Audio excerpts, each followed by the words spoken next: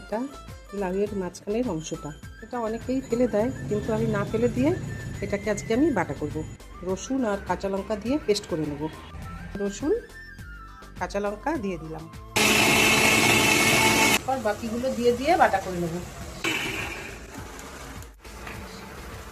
হলুদ একটু লঙ্কার গুঁড়ো। তেলটা গরম হয়ে এসছে, এবারে কালো জিরা ফোড়ন দিলাম, এটা দিয়ে দিলাম। নাড়তে হবে যতক্ষণ পর্যন্ত না শুকোয়, এরকম করে নেড়ে যেতে হবে, ভালো করে মিশিয়ে একদম নাড়তে হবে। আর একটু চিনি দিয়ে দিলাম। এটা একটা সিম্পল রেসিপি, খেতে দুর্দান্ত লাগে আর একদম কম টাইমের মধ্যে হয়ে যায়। একবার বানিয়ে খাবেন, দেখবেন এক থালা ভাত খাওয়া হয়ে যাবে এই বাটা দিয়ে। নুনটা দিয়ে দিলাম, নুনটা দিতে ভুলে গেছিলাম, এই নুনটা দিলাম। একটু নিয়ে একটু টেস্ট করি, একদম সব ঠিকঠাক। নিয়ে খাবেন, খুব টেস্ট লাগবে খেতে।